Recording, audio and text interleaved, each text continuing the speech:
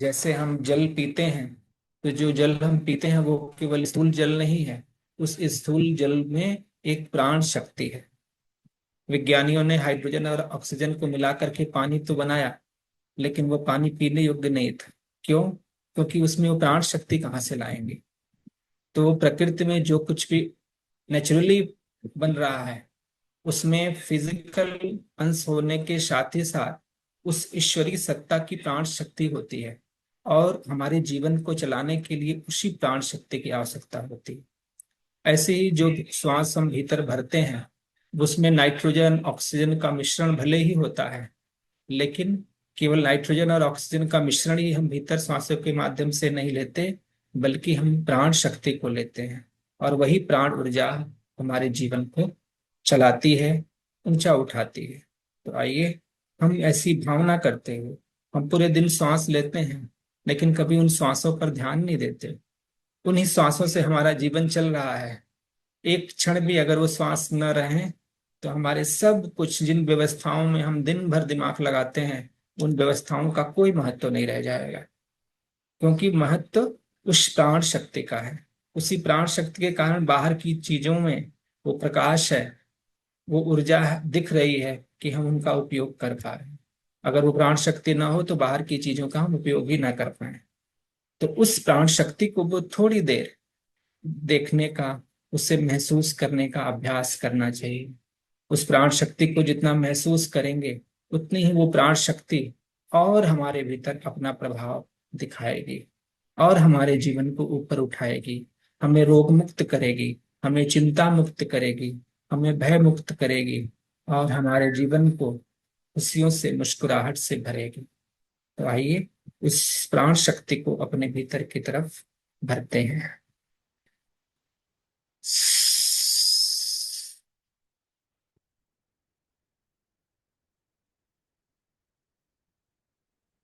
श्वासों को भीतर भरते समय अपने शरीर के एक एक अंगों को फूलता हुआ महसूस करेंगे। जैसे गुब्बारे में हवा भरती है तो गुब्बारा फूलता है, ऐसे श्वासों को भीतर भरते हुए अपना चेस्ट, अपना पेट, इस सब को फूलता हुआ महसूस करेंगे। और फिर जब श्वास को भीतर निकालेंगे, तो धीरे धीरे हमारा चेस्ट सिकुड़ेगा, पेट अंदर की तरफ जाएगा। इस प्रकार उसको होता हुआ देखेंगे। अगर नहीं हो रहा है तो उसे करने का अभ्यास करेंगे। कई बार यह क्रिया हमारी उल्टी हो जाती है, और वह उल्टी क्रिया हमें रोग का कारण बनती है। हम श्वास भीतर लेते हैं और पेट दब रहा है। अगर ऐसी आदत, उल्टी आदत पड़ जाती है, तो इसका स्वास्थ्य पर विपरीत प्रभाव पड़ता है। और अगर ये बिल्कुल सही तादाद में चले, तो इसका भी स्वास्थ्य पर बहुत अच्छा प्रभाव पड़ता है। तो जैसे जैसे श्वासों को भीतर भरें, तो ध्यान दीजिए कि आपका चेस्ट, आपका पेट फूल रहा है कि नहीं। अगर नहीं सही से फूल रहा है तो उसे भी फुलाएं। और जब सांस भीतर बाहर निकालें, तो देखिए आपका पेट अंदर की तरफ जा रहा है कि नहीं, आप क्या, आपका चेस्ट सिकुड़ रहा है कि नहीं। इसको ध्यान रखते हुए श्वासों को भीतर भरना है और श्वासों को भीतर बाहर निकालना है।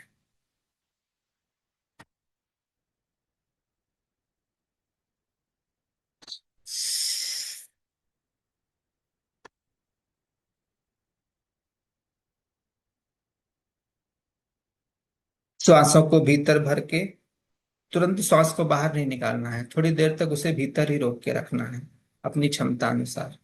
और जब श्वास बाहर निकाल दीजिए, तो थोड़ी देर श्वास को बाहर ही रखना है, फिर उसे भीतर की तरफ नहीं लेना है। थोड़ी देर तक बाहर ही रहने दीजिए। तो ये आपके प्राण बल को, आपके आत्म बल को, मनोबल को और बढ़ाएगा।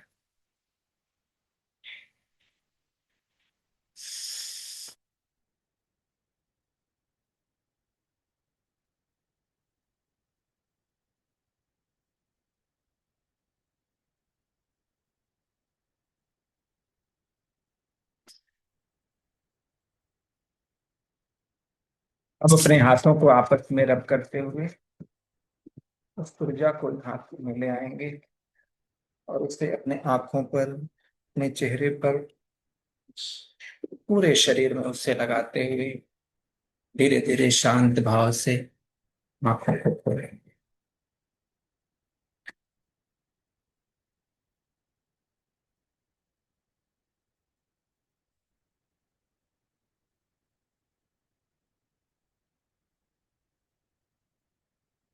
आइए बाबा जी से निवेदन करेंगे, बाबा जी आज के इस प्रथम सत्र का शुभारंभ करें। श्री राम जय राम जय जय राम। श्री राम जय राम जय जय राम। श्री राम जय राम जय जय राम। सबका हार्दिक अभिनंदन आज के इस सेशन में।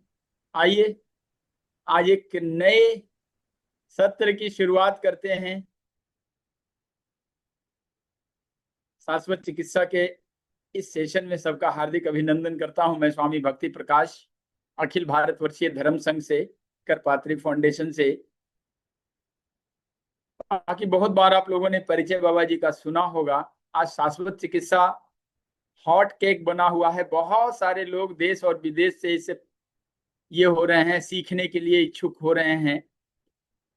क्योंकि आज तक जितने भी थेरेपीज हैं, जितने भी चिकित्सा की विद्या, नोन और अननोन, अगर इसको अतिशयोक्ति न समझा जाए तो सबसे तेज रिजल्ट शाश्वत चिकित्सा का है।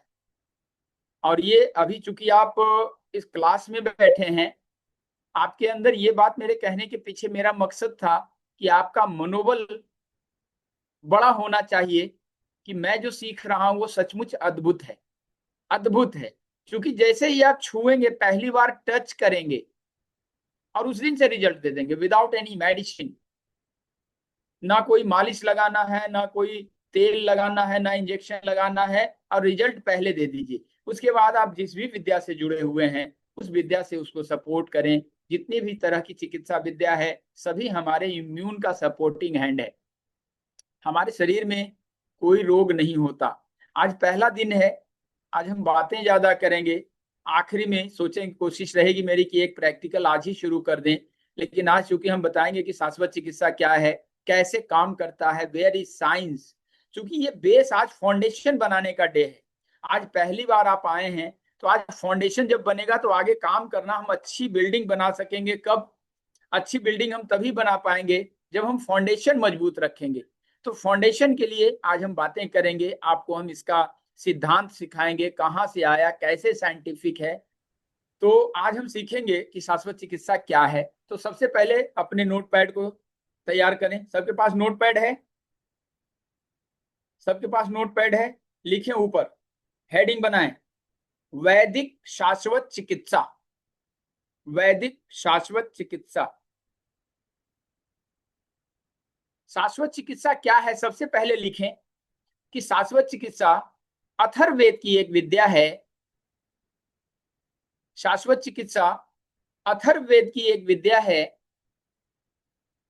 जिसके प्रणेता ऋषि अंगिरा हैं। ऋषि अंगिरा, यह ऋषि अंगिरा से जुड़े हुए होने के कारण इसे आंगिरस शाश्वत चिकित्सा भी कहा जाता है। आंगिरस, आंगिरस शाश्वत चिकित्सा भी कहा जाता है। क्योंकि जब कल आप प्रैक्टिस करेंगे ना, तो बहुत सारे क्रिटिसाइज करने वाले लोग आएंगे। बहुत सारे लोग कहेंगे ये क्या चीज है। जब नई चीज देखते हैं ना तो लोग कमेंट बहुत तेजी से करते हैं, क्योंकि उन्होंने कभी सुना ही नहीं है। आप कहेंगे कि मैं छू के ठीक करता हूँ, एक बाबा जी ने सिखाया गया। अरे बाबा लोग ऐसे ही है, बाबा लोग ऐसे ही है। कितने लोग इस सेशन में प्रैक्टिशनर हैं? एक बार चैट बॉक्स में लिखें। एक डॉक्टर शैलेंद्र मिश्रा जी दिख रहे हैं, एक। और कितने किसी भी तरह से चिकित्सा विद्या में है, चाहे किसी पैथी में है, पैथी से मुझे कोई लेना देना नहीं। नीता, दीपक तरलेकर, यश, सिद्धेश, बंस। ओके ओके ओके, अरे वाह, बहुत सारे डॉक्टर्स हैं। डॉक्टर प्रभात, नमिता, देवनाथ, बहुत अच्छे, बहुत अच्छे। ठीक है, तो सबसे पहले शाश्वत चिकित्सा की परिभाषा लिखें, वैदिक शाश्वत चिकित्सा की, कि शाश्वत चिकित्सा अथर्ववेद की एक विद्या है जिसके प्रणेता ऋषि अंगिरा हैं। ऋषि अंगिरा ने अथर्ववेद में 4 प्रकार की चिकित्सा विद्या का वर्णन किया है। 4 प्रकार की चिकित्सा विद्या का वर्णन किया है। नंबर 1, अथर्विनी। अथर्विनी, अथर्विनी। अथर्विनी, दूसरा आंगिरसी, आंगिरसी, आंगिरसी, पहला अथर्विनी, दूसरा आंगिरसी, तीसरा दैवीय और चौथा मनुष्यजा। चैट बॉक्स देखें। अथर्विनी, आंगिरसी, दैवीय और मनुष्यजा।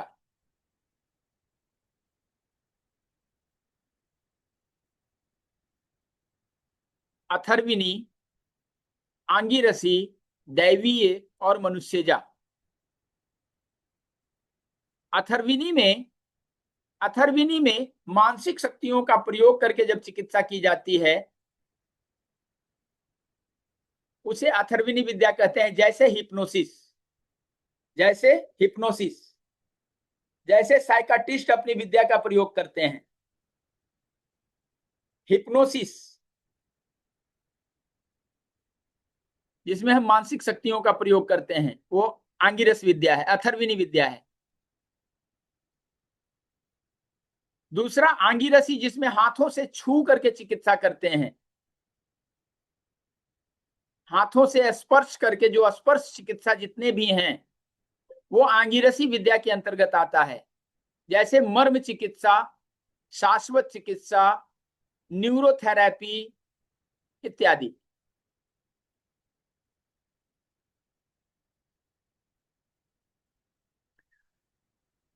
दैवीय चिकित्सा जिसमें मंत्रों का प्रयोग, जल का प्रयोग, अग्नि का प्रयोग, सूरज की रोशनी का प्रयोग, फूलों से चिकित्सा, ये दैवीय चिकित्सा के अंतर्गत आता है।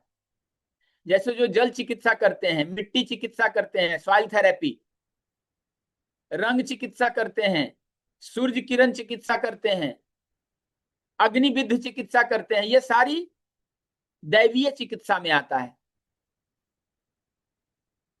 और चौथी चिकित्सा विधि जो मनुष्यजा बताया है, जिसको मनुष्यों ने डेवलप किया,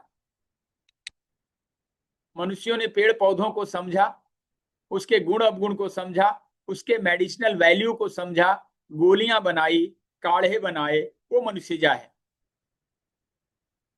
जी धीरे धीरे बोले अजय कुमार मिश्रा जी, ठीक है, और धीरे बोलेंगे।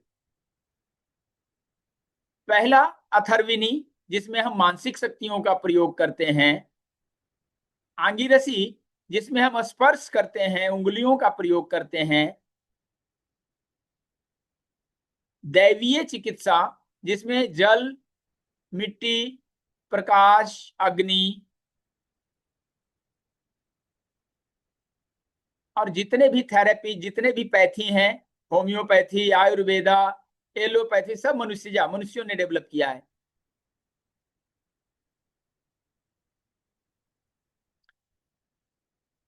आयुर्वेद को अथर्ववेद का उपवेद कहा जाता है। आयुर्वेद को अथर्ववेद का उपवेद कहा जाता है, यानी आयुर्वेद भी अथर्ववेद से ही आया है, उपवेद है उसका। अथर्ववेद है और वो उपवेद है आयुर्वेद। यहां तक क्लियर है सबको?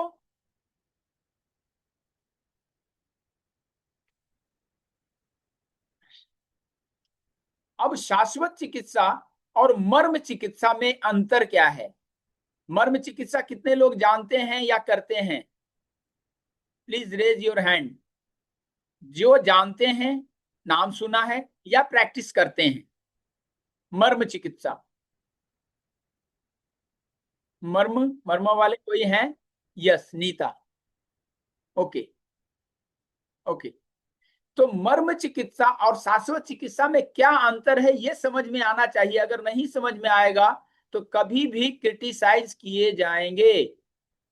कभी भी कोई मर्म चिकित्सा वाला आएगा, कहेगा अरे ये मर्म थेरेपी है, नया नाम दे दिया है। क्योंकि ये मैं झेला हूं पिछले 30 सालों में। हमारे साथ एक बड़े अच्छे मर्म चिकित्सक जो मेडिकल ऑफिसर हैं, नाम नहीं बोलना चाहिए सेशन में, हम अपने बच्चों के बीच, मैं शिकायत नहीं कर रहा हूं, वो हमारे साथ क्लास लेते थे। वो मर्म चिकित्सा सिखाते थे और नाड़ी सिखाते थे, और उनके क्लास लेने के बाद मेरी चिकित्सा शुरू होती थी, शाश्वत चिकित्सा। और जब शाश्वत चिकित्सा सीखने के बाद जो विद्यार्थी होते थे सब भूल जाता था, ये इतना आसान है 5 उंगलियों से खेलना, न ढूंढना पड़ता था कि ये जानू मर्मा, ये फलाना मर्मा, ये ढिमकाना, कुछ याद करने की जरूरत नहीं है। 5 उंगलियां ऐसे, हमारे 5 पॉइंट बन गए। अभी इसके पॉइंट बनना कैसे बनेगा बताएंगे। और इतना इजी है शाश्वत चिकित्सा, दुनिया का सबसे आसान काम। जो पढ़े लिखे लोग तो कर ही सकते हैं, जो अनपढ़ है एकदम क लिखना नहीं जानता वो भी कर लेगा। सिंपल है। पिछले 30 सालों में इसके ऊपर काम करके बाबा जी ने और सिंपल कर दिया। अनपढ़ों को समझाने के लिए इसको और सिंपल किया, और पढ़े लिखे लोगों को समझाने के लिए इसको एनाटॉमी और फिजियोलॉजी से रिलेट कर करके एक प्लेटफॉर्म बनाया कि अब देखो कि कैसे काम करता है, कहाँ साइंस है इसका। अभी एम्स में हमारी बैठक एम्स के डायरेक्टर के साथ हुई, और खुशखबरी ये है सभी विद्यार्थियों के लिए, आज पहला दिन ही खुशखबरी, कि एम्स के डायरेक्टर ने डॉक्टर वैभव शंकर नाम के एक ऑर्थो एचओडी को, ऑर्थो के एचओडी है वहां एम्स में, दिल्ली एम्स में, उन्होंने उनको डिप्यूट किया है कि इसके लिटरेचर, इसके डॉक्यूमेंट्स बना करके आप आयुष मंत्रालय को भेजें। ये बहुत अच्छी विद्या है। और 50 लोगों के पायलट प्रोजेक्ट के लिए हमें फॉर्म वगैरह भेज दिया गया है कि आप 50 सिलेक्टेड लोगों को 1 महीना ट्रीटमेंट करें, 3-4 डॉक्टरों को उसमें रखना है, उसकी निगरानी में, और रिजल्ट दे के मुझे देना है, आयुष मंत्रालय भेजना है। आप लोगों के लिए आने वाला दिन बहुत ही सहज कर दूंगा मैं इसके ऊपर काम कर रहा हूँ। अब मैं इसीलिए दिल्ली में बैठा हूँ, अभी चल रहा है, अभी मेरी मीटिंग चल रही है। कल भी हमारा कॉन्स्टिट्यूशन क्लब में कल हमारा एक सेशन है, कल मैं वहां रहूंगा। तो शाश्वत चिकित्सा बहुत आसान है। तो आप सबसे पहले समझें कि मर्म चिकित्सा में और शाश्वत चिकित्सा में अंतर क्या है। मर्म चिकित्सा के भी प्रणेता ऋषि अंगीरा हैं। ऋषि अंगीरा ने जब मर्म चिकित्सा दिया, तो मर्म चिकित्सा में हम अपने शरीर में 107 प्राण बिंदुओं को चिन्हित किया गया, मर्म स्थान। उस मर्म स्थान को जब हम स्टिमुलेट करते हैं तो हमारे शरीर के रस रसायन रिलीज होते हैं और हम ठीक होते हैं। मर्म चिकित्सा भी बहुत अच्छी चीज है, बहुत अच्छी चीज है। स्वामी, मैं एम्स में काम करती हूँ, बहुत अच्छे नमिता जी। डॉक्टर राजपाल हमारे विद्यार्थी भी हैं और हमारे सपोर्टिंग हैंड भी हैं। डॉक्टर राजपाल को जानती होंगी, जो रेटिना डिपार्टमेंट में, आई डिपार्टमेंट में हैं, अभी रिटायर हुए हैं। वो हमें सपोर्ट कर रहे हैं, सहयोग कर रहे हैं। डॉक्टर राजपाल से आप एक बार कॉल करना कि बाबा जी ऐसा कह रहे थे। कल की मीटिंग में डॉक्टर राजपाल भी थे। यस, यस, इस पे फिर बात करेंगे। आप एम्स में हो तो और अच्छी बात है नमिता जी। ओके। मर्म चिकित्सा में हम शरीर के 107 प्राण बिंदुओं को स्टिमुलेट करके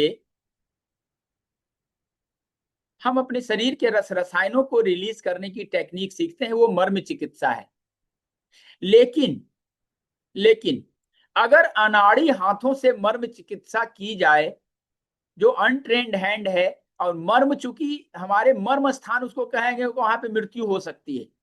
मर्म है वो, मर्म यानी हमारे प्राण बिंदु।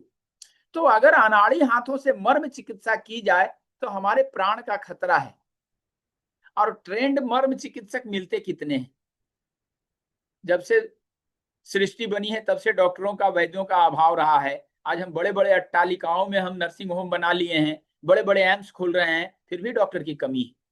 हमेशा से ऐसे रहा है, हमेशा से ऐसे रहा है, आज भी वही स्थिति है। इसी से सुरक्षित रखने के लिए ऋषि अंगिरा ने एक आसान उपाय बताया, जिसको उन्होंने हस्त चिकित्सा के रूप में वर्णन किया। यही शाश्वत चिकित्सा है। हम इसमें मर्म स्थानों का स्पर्श कम से कम करते हैं, बहुत कम। कहीं कहीं पे मर्म स्थान, चूंकि शरीर का अंग है तो टकराता है, लेकिन जो जटिल मर्म है उसको हम टच भी नहीं करते। क्लियर हो गया विनोद जी? क्लियर हुआ कि मर्म और शाश्वत में क्या डिफरेंस है? प्रकाश जी, प्रभाष जी, क्लियर हुआ? मर्म चिकित्सा में और शाश्वत चिकित्सा में ये अंतर आपको, हमारे विद्यार्थी को समझ में आना चाहिए। बाकी दुनिया में जो आएगा आप जब जानेंगे तो समझ लेंगे। इसके प्रूफ कहाँ है, इसके ये क्या है, सब हमारी किताब में, सब मैंने पूरा श्लोक उसको उतार करके अथर्ववेद से लिख दिया है। पूरी पूरी किताब, पूरी पुस्तक हमारी है, आप चिंता ना करें। आप जहां भी प्रैक्टिस करने बैठेंगे एक शाश्वत हीलर के रूप में, तो डंके के चोट पे आप बात करेंगे, जो प्रूफ उसको चाहिए वो प्रूफ देने का अधिकारी मैं हूं। मैं अपने विद्यार्थियों के सपोर्ट के लिए खड़ा रहता हूं। कभी भी ये जो ग्रुप बनेगा, ये ग्रुप कभी डिलीट नहीं किया जाएगा। जब भी आपको, जब तक मैं जिंदा हूं तब तक, मर जाऊंगा तो क्या होगा मुझे नहीं मालूम, लेकिन मैं सपोर्ट में रहता हूं। कभी भी आप फोन करेंगे, मैसेज करेंगे, हो सकता है मैं सेशन में हूं, फोन ना उठा सकूं, लेकिन रिप्लाई जरूर करता हूं। राइट? तो मर्म चिकित्सा और शाश्वत चिकित्सा में डिफरेंस समझ में आ गया? राइट? अब ये काम कैसे करता है ये तो समझ में आ रहा है कि वेयर इज साइंस, ये काम करता कैसे है। तो जब भी हम अपने शरीर को टच करते हैं, हमने ऐसे टच किया, तो ये टच करने से क्या होता है? जब ये टच करते हैं तो ये संदेशा कहां जाता है? हमारे ब्रेन को जाता है। ये टच हमने किया तो ये संदेशा हमारे ब्रेन को जाता है, और जिस हिसाब से हमने यहाँ टच किया, इस क्रिया के विपरीत और बराबर प्रतिक्रिया ये देता है। कौन देता है? ब्रेन। अभी ब्रेन के बारे में बताएंगे इसी सेशन में। अभी बस ये समझ ले कि कैसे काम करता है। तो जब हम निर्धारित जगह को हम जोर से दबाते हैं तो दर्द होता है। तो दर्द को दूर करने के लिए हमारा ब्रेन जो पेन किलर हार्मोन है, that's called endorphin, endorphin release करता है। मर्म चिकित्सा में भी यही होता है, शाश्वत चिकित्सा में यही होता है। जो भी छू के चिकित्सा करते हैं, बहुत सारे छू के चिकित्सा करने वाले डॉक्टर काम करते होंगे, उनको ये पता नहीं है कि एंडोर्फिन रिलीज होता है, लेकिन ये साइंटिफिक है। विज्ञान कहता है कि एंडोर्फिन रिलीज होता है। Endorphin is natural pain killer hormone. 20 प्रकार के एंडोर्फिन हमारे शरीर में बनते हैं। 20 टाइप्स ऑफ एंडोर्फिन। एंडोर्फिन जिसको आनंद का हार्मोन बोला जाता है।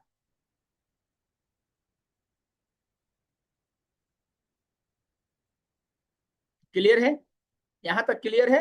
ये काम कैसे करता है? तो जब हम ये संदेशा भेजते हैं तो ब्रेन उसके विपरीत कार्य करता है, यानी दर्द अगर भेजते हैं तो दर्द पेन किलर भेजता है। ये सिस्टम है, इसी सिस्टम पे ये काम करता है। आगे इसको और डिफाइन करेंगे, वो खुल जाएगा आगे, सिर्फ नॉलेज के लिए जान जाए। कौन कौन सी बीमारियों पे काम करेंगे? ये पहला सवाल आता है कि आखिर हम क्या क्या बीमारी ठीक करेंगे। बीमारियां कितनी ठीक करेंगे इसके पहले लिखें कि बीमारी क्या है। What is disease? बीमारी क्या है, कोई बता सकता है? बहुत सारे डॉक्टर्स हैं, मैं जानना चाहता हूं आपसे। डॉक्टर राहुल अरोड़ा, एक दंपति भी बैठे हुए हैं, माता, सादर नमन, सादर नमन। आपने इस बाबा जी के क्लास को, आप लोगों ने, आप दोनों ने आशीर्वाद दिया। धन्यवाद, धन्यवाद, धन्यवाद।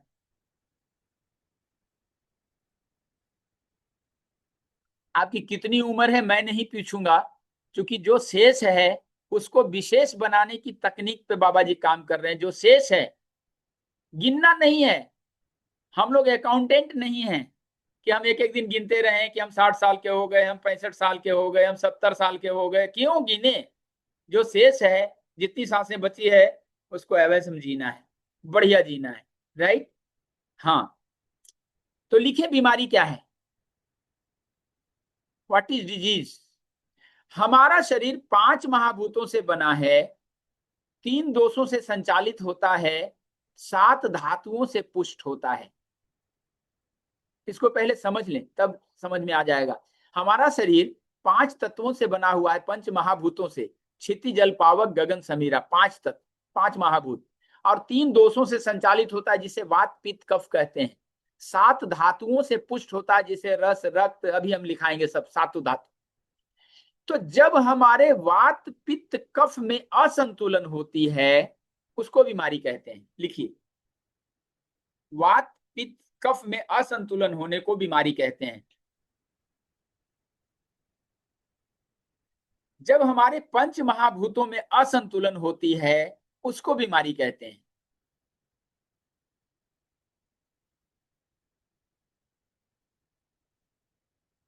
ईश्वर ने जब हमें इस धरती पे भेजा है, तो हमारे अंदर एक डॉक्टर दे के भेजा है, that's called immunity system. Immunity system is our doctor. तो जब इम्यूनिटी सिस्टम में कमजोरी आती है, उसको बीमारी कहते हैं। Any derangement in vital force, that's called disease. यानी असंतुलन, बीमारी का कारण है असंतुलन।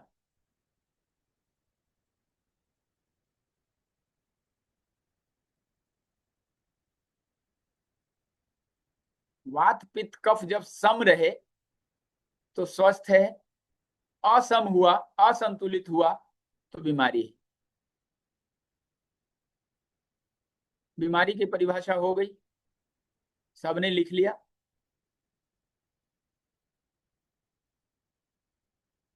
अब चिकित्सा क्या है? What is healing? चिकित्सा क्या है? लिखिए, या क्रिया, मैं लिखता हूं चैट बॉक्स में, कुछ मुझे भी लिखना चाहिए। या क्रिया, चैट बॉक्स देखें। या क्रिया व्याधि हरणी सा चिकित्सा निगद्यते। या क्रिया व्याधि हरणी सा चिकित्सा निगद्यते, ये हमारे अथर्ववेद की उक्ति है। जिस क्रिया को करने से व्याधियों का शमन होता है, व्याधि यानी रोग, जिस क्रिया को करने से व्याधियों का शमन होता है उसे चिकित्सा कहते हैं।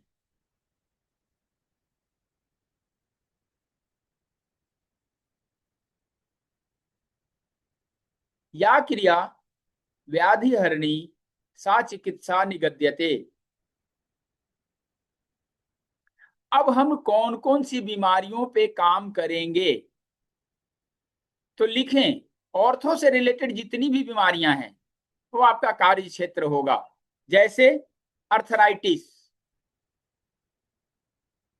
Osteo arthritis, rheumatic arthritis, RA जिसको कहते हैं rheumatic arthritis, sciatica, cervical, frozen shoulder, tennis elbow. हम पूरा डिफाइन करेंगे, एक एक रोग जितना बोल रहे हैं हम एक एक रोग को डिफाइन करेंगे, कैसे होता है, कैसे काम करता है, उसकी शरीर की बनावट वहां पे कैसी है, उसके ऊपर हम कैसे प्रेस, सारा बताएंगे। पहले नोट करें, आज कहे ना कि आज फाउंडेशन डे है। पहले जितना गहरा गड्ढा खोदेंगे उतनी अच्छी बिल्डिंग हम बना सकेंगे। 7 दिन है हमारे पास, बहुत है। Frozen shoulder, tennis elbow, L3 L4 की समस्याएं, L3 L4 L4 L5 L5S1, कमर का दर्द जिसको कहते हैं। इसके अलावे आप माइग्रेन के ऊपर बहुत अच्छा काम करेंगे, लीवर की समस्याओं के ऊपर बहुत बढ़िया काम करेंगे। लीवर, स्प्लीन, पैंक्रियाज जिसका इनलार्ज हो गया है, श्रिंक हो गया है। आज लीवर वाले बहुत मिलेंगे आपको, liver grade 1, grade 2, grade 2, grade 3 बहुत मिलेंगे। IBS के ऊपर आप बहुत अच्छा काम करेंगे। IBS जानते हैं ना, irritable bowel syndrome. Irritable bowel syndrome बहुत परेशान करता है रोगी को, और हमारा शाश्वत हीलर ऐसे ऐसे ठीक करता है। इसके अलावे AVN, avascular necrosis syndrome, AVN। AVN जब होता है ना तो डॉक्टर कहता है दोनों हिप बदलने के लिए, हिप बोला हिप बदल दो, और आप ऐसे चुटकियों में पहले दिन से रिजल्ट देंगे, मजा आ जाएगा सचमुच।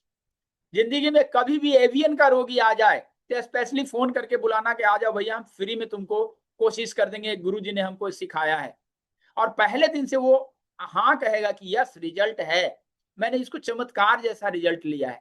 आप भी ले सकेंगे, बहुत ईजी है एवियन को ठीक करना। एवियन जानते हैं, जितने डॉक्टर हैं एवियन समझते होंगे, doctor Shailendra Mishra. AVN, avascular necrosis syndrome, ये हिप ज्वाइंट खराब हो जाता है, डॉक्टर कहेगा हिप ज्वाइंट की हड्डियां सड़ गई, बदलना पड़ेगा, दोनों हिप बदल देता है, और आप ऐसे ठीक कर देंगे। किसी के टेल बोन में दर्द हो रहा है, टेल बोन, हमारा स्पाइनल कॉर्ड जहां आके लास्ट करता है, दैट्स कॉल्ड टेल बोन, मूलाधार के पास। टेल बोन का दर्द बहुत आसानी से ठीक करेंगे, पहले टच से आप ठीक करेंगे। इसके अलावा आप काम करेंगे घुटने के ऊपर, घुटने का दर्द, जिसके ज्वाइंट्स खराब हो गए, डॉक्टर ने कहा बदलना पड़ेगा।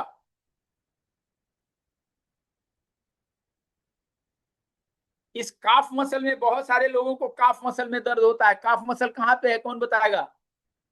Where is calf muscle? कहाँ है काफ मसल? ढेर सारे डॉक्टर हैं, मैं सब कुछ मैं ही बताऊं क्या? मुझे पता भी तो चले।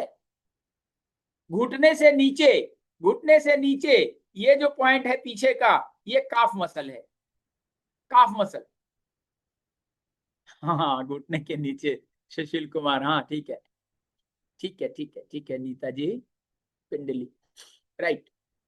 काफ मसल में अगर दर्द होता है, बहुत सा को दर्द होगा ना तो ऐसे रस्सी से बांध देते हैं ऐसे करके, इतना दर्द होता है। इसके अलावा एड़ी का दर्द, पेन इन हील, बहुत अच्छा रिजल्ट देंगे। किसी को मोच आ गया, बहुत अच्छा रिजल्ट देंगे।